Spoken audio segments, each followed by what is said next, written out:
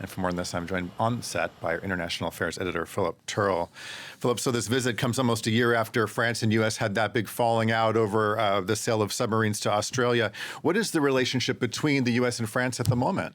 Well, I think those are the two big issues. Of course, the third one being Ukraine, but the big disputes have been over the submarine deal. Remember, this time last year, it was all done and dusted. That submarine deal was going to go ahead. They were going to be provided by France to Australia, a total of 56 billion euros worth of contract for 12 submarines. That deal was then scuppered. It was given to the United States and to the UK. That's why it's called AUKUS, Australia, United States, UK.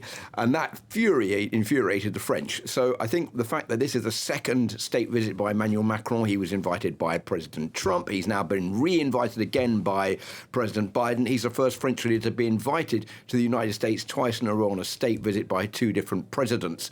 He's going to Arlington Cemetery today, state dinner at the White House tomorrow, on to New Orleans on Friday. So lots of pomp and circumstance, and business leaders with him as well. So I think the US are trying to sweep this under the carpet and say, okay, mea culpa, we were wrong. We should have notified you about the fact this submarine deal was going to change hands, and we're trying to make it up to you now by offering you this second state visit. I think the French have more or less accepted that now.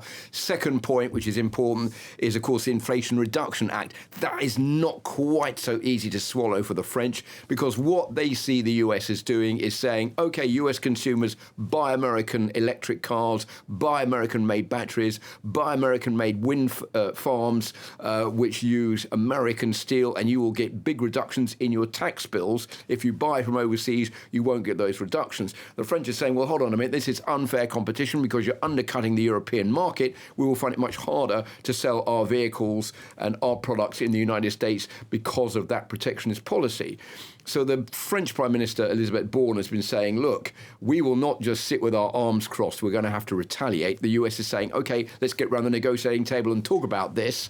But for the moment, there's no deal on what the US is going to do. And I think the French are saying, well, if the US are going to do that, then the only way for us to retaliate is for us to do the same thing. And that is encourage people to buy European goods, but nothing coming from the United States, which will get a tax rebate if you buy from overseas. So we'll see how that works out between Emmanuel Macron and Joe Biden. And when it comes to Ukraine, has there been a coming together over how to deal with Russia going forward?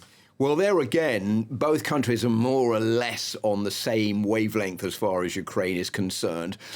They both agree that the Ukrainians need support, that the Ukrainians need air defense missiles, for example, that they need generators, electrical generators to help them heat their homes over the winter due to the bombing raids that have destroyed many power plants around the country. Where there is a difference here, Monty, is I think that the Americans find it rather irritating on the part of the French that Emmanuel Macron is persisting in calling up the Russian President Vladimir Putin, and the United States would like France to cut ties with the Russian leader, which France has not done. And even next month, on the 13th of December, there's going to be a meeting in Paris of Ukrainian resistance fighters and leaders, which, of course, the United States is welcome. But at the same time, President Macron is saying, well, I'm going to speak again to Vladimir Putin in the coming days. So I think that there has been a bit of a difference over what exactly France is doing and how much of effect that is having, because